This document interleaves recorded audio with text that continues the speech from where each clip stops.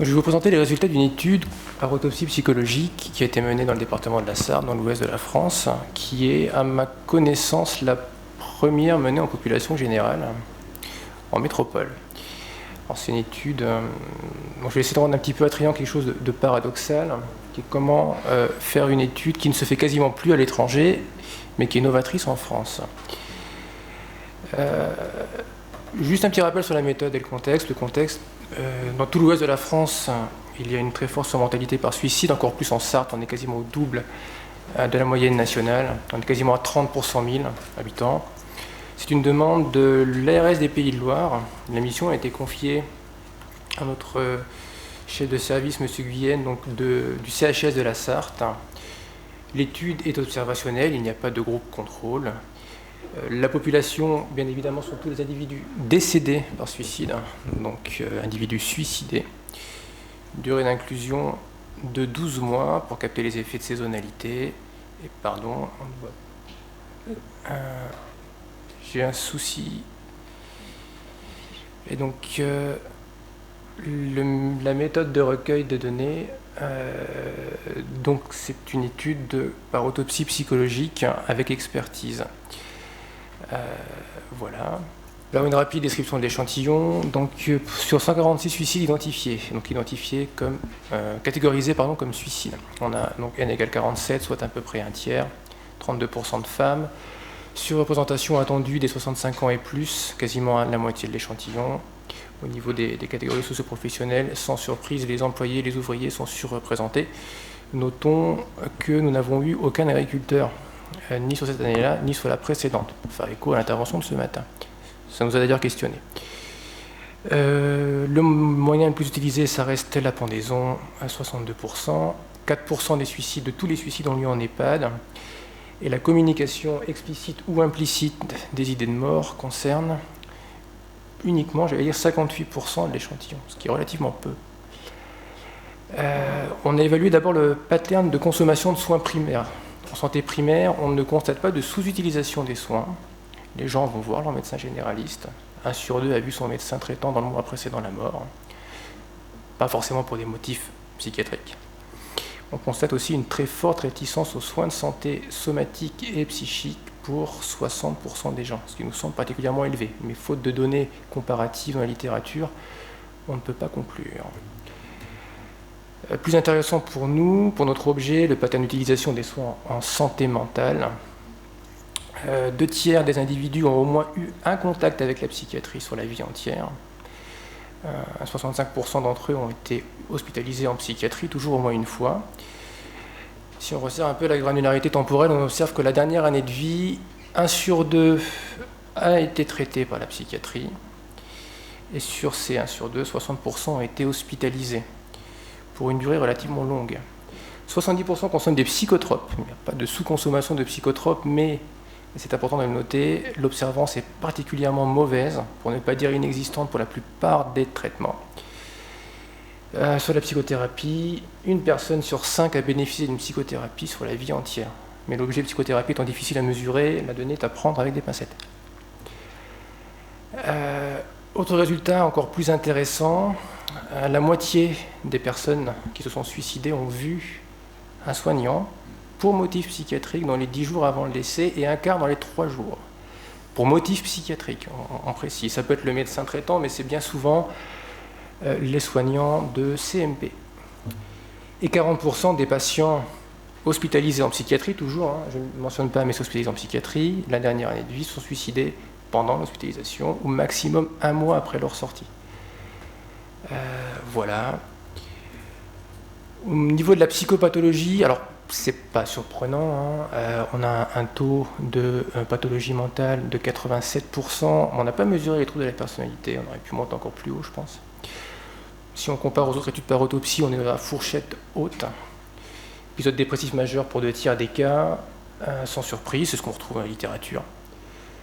Alcool, éthylisme, alors dépendance et ou consommation problématique, 28%, mais quasiment 1 sur 2 sur la vie entière. Donc c'est généralisé 1 sur 5.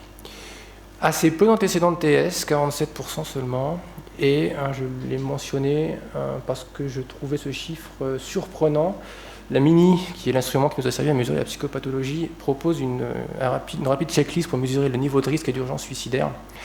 Pour quasiment 1 sur 2, ce risque était faible à inexistant. Voilà.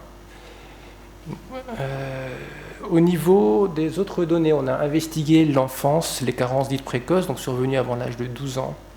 Sans surprise, encore une fois, la majeure partie de l'échantillon en a été victime, 70%, 21% de violences physiques, 6% de violences sexuelles. Mais le chiffre que nous avons retenu est surtout le dernier. Quasiment un quart de l'échantillon a été abandonné ou placé avant l'âge de 12 ans.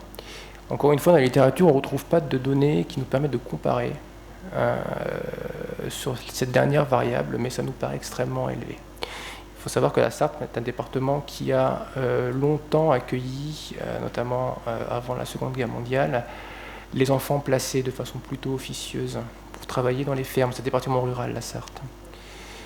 Voilà. Sous déclaration probable, évidemment, pour tout ce qui est violence, carence précoce. On a interrogé parfois les parents. Donc, vous imaginez bien que c'est forcément difficile à investiguer. Donc, on va dire qu'on est au plancher, là. Les experts, donc, dont Mme Goyer et M. Walter, ont été amenés à se prononcer sur le poids respectif des facteurs de risque. On avait 8 sphères, on ne va pas toutes les présenter. Comme attendu, la psychopathologie est le facteur de risque le plus important, suivi des carences précoces et des relations interpersonnelles dysfonctionnelles, ce qui tente à confirmer la théorie interpersonnelle du suicide de Thomas Joyner. En 4e position, la santé somatique dégradée, c'est pas vraiment nouveau. Ce qui nous peut l'être entre guillemets un peu plus, c'est l'impact. Les stats nous ont montré que l'impact de la sphère souffrance professionnelle dépasse quasiment tous les autres pour le sous-groupe des ouvriers, des employés. Voilà. On s'est intéressé à un autre sous-groupe, c'était d'ailleurs le cœur de cette étude de la problématique, c'était qui sont les individus qui nous échappent totalement, qui échappent à la santé mentale, qu'on n'arrive pas à voir. Des hommes, ça ne surprendra personne, ce sont d'abord des hommes, qui consomment moins de psychotropes, cela peut paraître aussi cohérent. Ils souffrent moins de dépression, mais ils souffrent beaucoup plus de troubles en lien avec l'alcool. Et ce qui est encore plus inquiétant, c'est que les 2 tiers de ces personnes souffrant de troubles en lien avec l'alcool ne sont pas du tout suivis sur la vie entière. C'est pas qu'ils ne sont pas suivis la dernière année, c'est qu'ils n'ont jamais été suivis. Donc, on ne les a pas détectés. S'il y a une dépression, elle est de durée moindre, 37 jours en moyenne contre 230 dans le groupe des patients suivis. Donc une dépression qui est souvent un premier épisode d'ailleurs qui évolue très vite.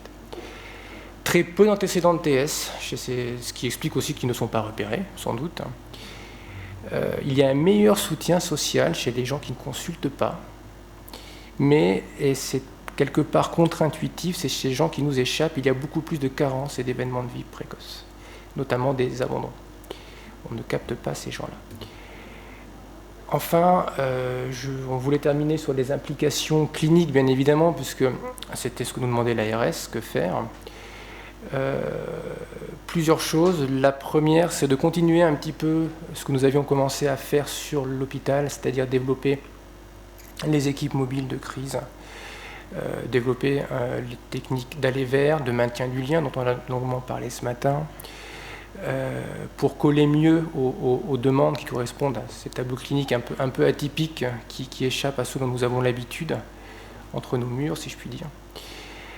La prévalence, la surprévalence plutôt, des troubles en lien avec l'alcool. Il était question de discuter les modalités de prise en charge et les implicites de ces prises en charge. Souvent, on sait que les personnes souffrant de ce type de troubles sont souvent exclues des programmes de soins tant qu'elles sont suicidaires.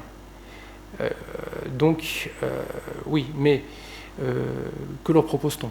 Donc, c'est pour ça que l'on parlait d'implicite. Est-ce que finalement, les idéations suicidaires contre-indiquent des soins psychothérapeutiques classiques, ce que je ne crois pas.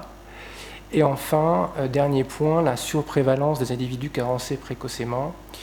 Je ferai le lien avec ce dont nous avons parlé hier matin, les troubles attachmentaux. On manque encore de données sur le lien entre troubles de l'attachement et suicide. Certaines études montrent que les attachements évitants prédisent bien les suicides aboutis, plus que les tentatives. Et que finalement, ces personnes ne se sentent pas dignes d'être aidées et ne perçoivent pas les soignants comme capables de les aider.